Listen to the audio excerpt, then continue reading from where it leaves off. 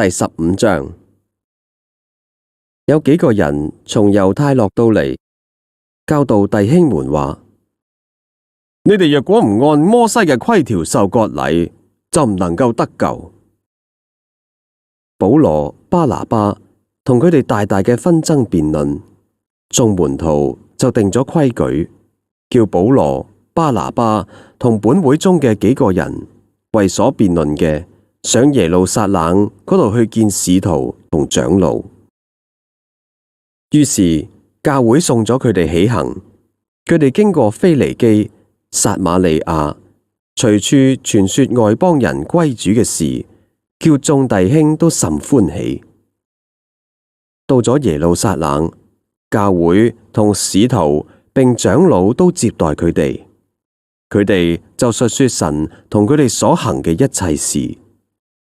唯有幾個信徒係法利賽教門嘅人，起嚟話：一定要俾外邦人行割禮，吩咐佢哋遵守摩西嘅律法。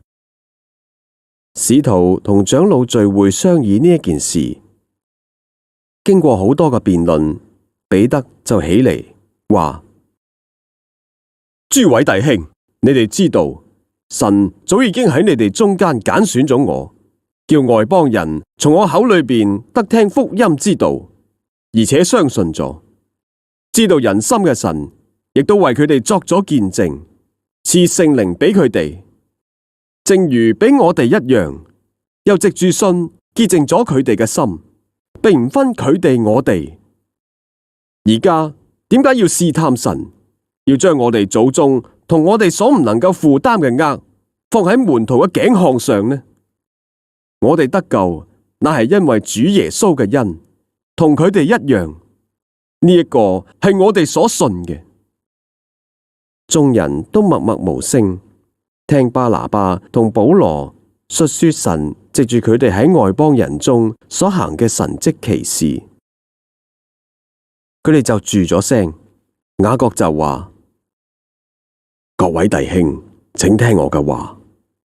啱啱西門講述咗神當初點樣眷顧外邦人，從佢哋中間選取咗百姓歸於自己嘅名下。眾先知嘅話亦都同呢一個意思係相合嘅。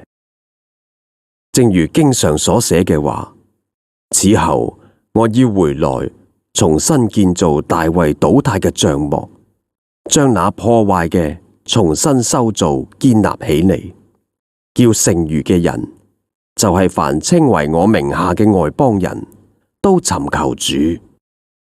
呢一番說話係從創世以嚟，顯明呢一件事係主講嘅。所以據我嘅意見，唔好為難嗰啲歸服神嘅外邦人，只要寫信禁戒偶像嘅污穢同奸淫，並勒死嘅牲畜同血。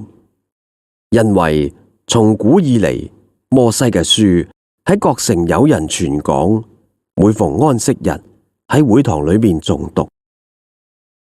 嗰個時候，使徒同長老並全教會定意從佢哋中間揀選人，差佢哋同保羅、巴拿巴一齊去到安提阿嗰度去。所揀選嘅就係稱呼巴撒巴嘅猶大同埋西拉。呢兩個人喺弟兄中係作首領嘅。於是寫信交付佢哋，內中話：使徒同作長老嘅弟兄們，問安提阿、敘利亞、基利家外邦眾弟兄嘅安。我哋聽講有幾個人從我哋呢一度出去，用言語攪擾你哋，擾惑你哋嘅心。你哋必須受割禮，守摩西嘅律法。其實我哋並冇吩咐佢哋，所以我哋同心合意揀選幾個人，差佢哋同我哋所親愛嘅巴拿巴同保羅去到你哋嗰度去。呢兩個人係為我主耶穌基督嘅名不顧性命嘅。我就差咗猶大同埋西拉，佢哋亦要親口訴說呢一啲嘅事，因為聖靈同我哋定義唔將其他嘅重擔放喺你哋嘅身上，唯有幾件事係唔可以少嘅，就係禁戒偶像嘅物同埋血，並勒死嘅牲畜同奸淫。呢幾件你哋若果能夠自己禁戒唔犯嘅就好啦。願你哋平安。佢哋既奉咗差遣，就落到去安提阿嗰度去，聚集眾人，交付書信。眾人讀咗，因為信上安慰嘅話，就歡喜啦。猶太同西拉亦都係先知，就用好多嘅說話勸勉弟兄，堅固佢哋。住咗好一啲嘅日子，弟兄們打發佢哋平平安安嘅返到去差遣佢哋嘅人嗰度去，唯有西拉定意仍然住喺嗰度，但保羅同巴拿巴仍然住喺安提阿，同好多其他人一同教導人傳主嘅道。過咗一啲日子，保羅對巴拿巴話：我哋可以返到去從前宣講主道嘅各城，看望弟兄們境況如何。巴拿巴有意帶稱為馬可嘅約翰同去，但保羅因為馬可從前喺龐菲利亞離開佢哋，唔同佢哋同去做工，就覺得唔可以帶佢去。於是兩個人起咗爭論，甚至彼此分開。